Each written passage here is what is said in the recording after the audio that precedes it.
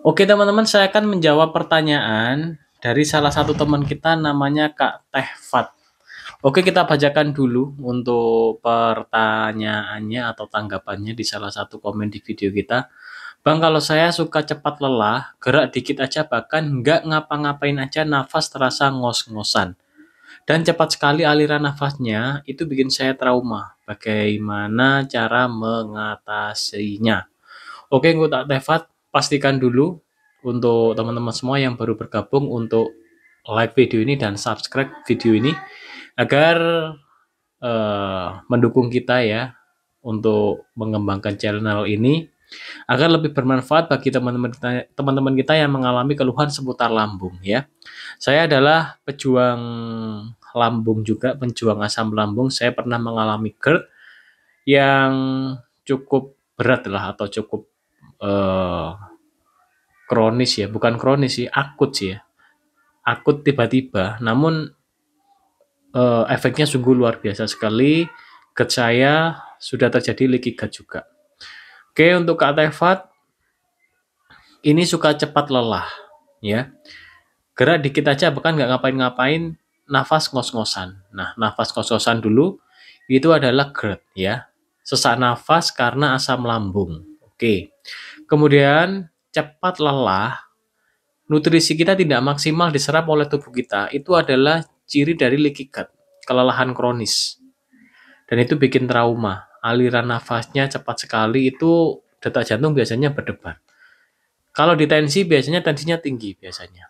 Bagaimana cara mengatasinya? Oke, untuk Kak Tefat pastikan di perut ada perih atau panas nggak? Karena kalau ada perih atau panas di perut, bisa jadi kakak disertai juga dengan gastritis atau luka lambung. Oke, kalau ada luka lambung, disembuhkan dulu untuk luka lambungnya. Baru bisa kita atasi untuk GERD-nya. Kalau tidak ada luka lambung, langsung kita atasi GERD-nya, Kak Tefan. Dengan cara apa, Kak? Kita kembalikan pH asam lambung kita ke idealnya, keasamannya, dengan cara terapi menggunakan cuka apel. Ya, rekomendasi cuka apel yang saya pakai Venega Diet Saplis ya. Ini cuka nanas ini. Cuka apel saya ada di belakang ya. Cuka apel diminum rutin, cuka nanas juga bisa ya. Silakan cuka apel, cuka nanas bisa. Namun kalau saran saya pakai cuka apel. Cuka apel dikonsumsi rutin sebelum makan pagi dan sebelum makan sore. Cara penyajiannya 1 sendok cuka apel, dilarutkan di segelas air, minumnya pakai sedotan. Setelah minum kumur. Kemudian ada beberapa pantangan makanan yang harus di stop ya. Karena seputar pencernaan ya, penyakit pencernaan itu erat hubungannya dengan pola makan kita. Untuk sementara Kak Tefat ya, tidak boleh makan makanan yang mengandung tepung terigu. Tidak boleh makan makanan yang mengandung susu ya, segala jenis susu. Tidak boleh makan yang ini kedelai jangan dulu ya. Kemudian tidak boleh makan makanan ultra processed food, makanan berpewarna, makanan berpengawet tidak boleh. Alhamdulillah. Kemudian jangan dulu makan makanan berlemak seperti soto, rawon, tidak boleh ya. Kemudian makannya apa aja, Kak? Makannya nasi, sayur-sayur bening ya, bayam, sop, kelor dan lain-lain. Silahkan dicari sendiri. Kemudian telur, telur direbus ya. Kalau mau diceplok atau didadar, kalau bisa tanpa minyak atau bisa menggunakan minyak yang bukan sawit ya. Karena ini penting sekali ya. Kita hindari dulu makanan yang digoreng dengan minyak sawit. Kemudian ikan air tawar silakan. Kalau mau coba ikan air tawar, ikan air laut silakan. Namun coba sedikit dulu aja. Khawatirnya ikan air laut ini efeknya di lambung kita ini karena lambungnya kurang asam barangkali berefek. Yang aman ikan air tawar. Oke. Kemudian kalau bisa semuanya tidak digoreng dan rutinkan. Kita perbaiki pencernaan dengan nutrisi-nutrisi ya, protein alami ya, protein yang ada di sekitar kita, protein hewani. Oke, kemudian konsumsi cuka apel tadi kombinasikan dengan madu ya. Kombinasikan dengan madu, kalau punya madu silakan diminum. Cara minum madunya, setelah minum cuka apel, silakan minum madu, kemudian makan gitu ya. Atau kombinasikan dengan probiotik lainnya.